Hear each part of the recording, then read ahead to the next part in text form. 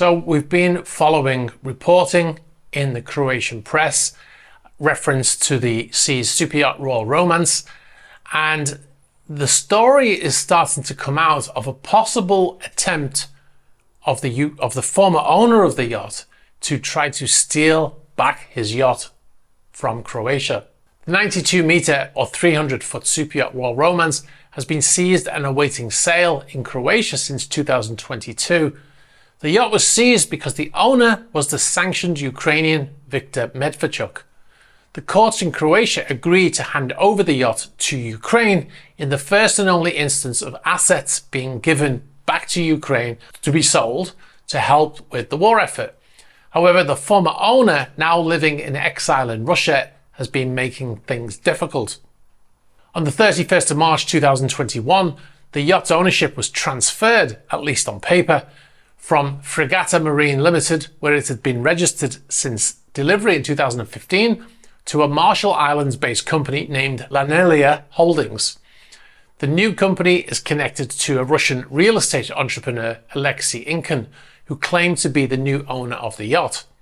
However, the Ukrainian government traced Lanelia Holdings back to Medvedchuk, alleging he remained the ultimate beneficial owner, or UBO.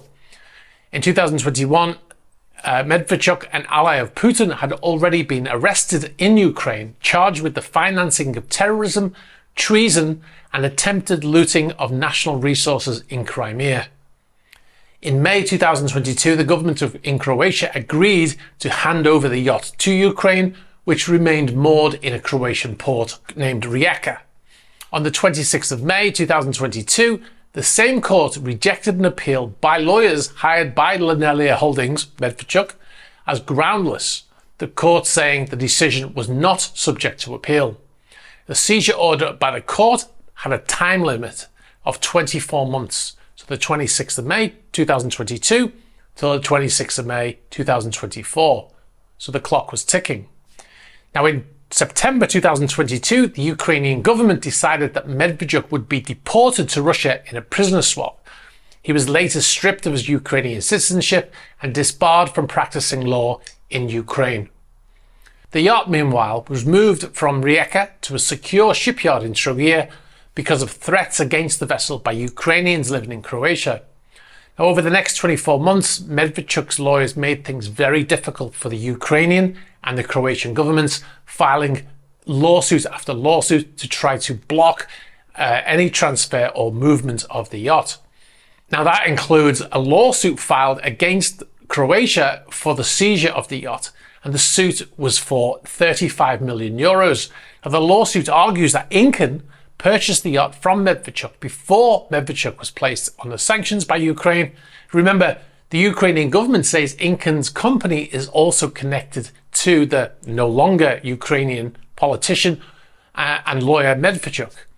The 35 million euro lawsuit is currently on appeal in a Croatian court. Nevertheless, the investigating judge concluded that Croatia should hand over the yacht to Ukraine, although that decision is not yet final.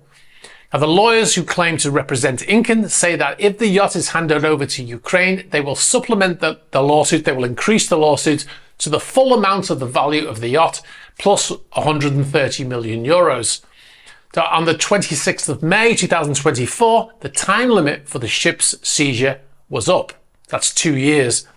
The lawyers representing Lanelia Holdings asked the court to release the yacht. Now, since the arrest of the yacht, it had a small crew, a caretaker crew on board, just to keep the yacht in decent condition.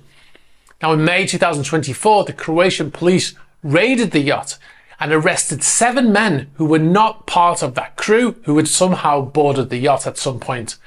The men all held Russian passports. They identified themselves as security guards and apparently had papers to work in the EU. However, the Croatian authorities ordered them to be deported back to Russia.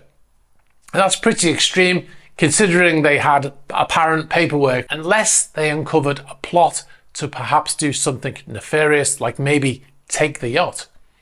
So who were these men? What were they doing on board? And who sent them? At the moment, we don't know the answer to those questions.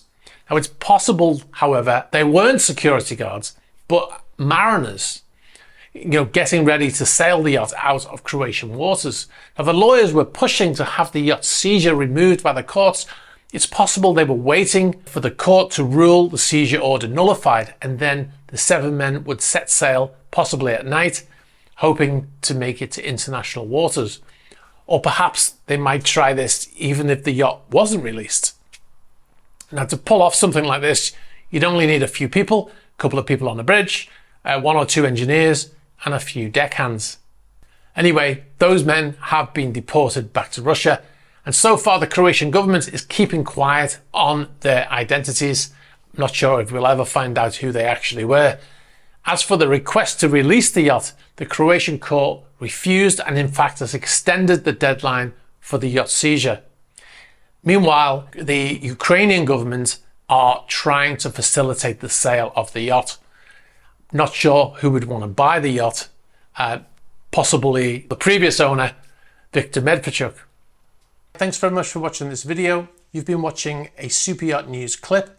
If you'd like to see the full unedited Superyacht News video, you can click on the link over here. You can also find our channel links below here. And if you'd like to see more shorter videos like this one, be sure to subscribe to this channel.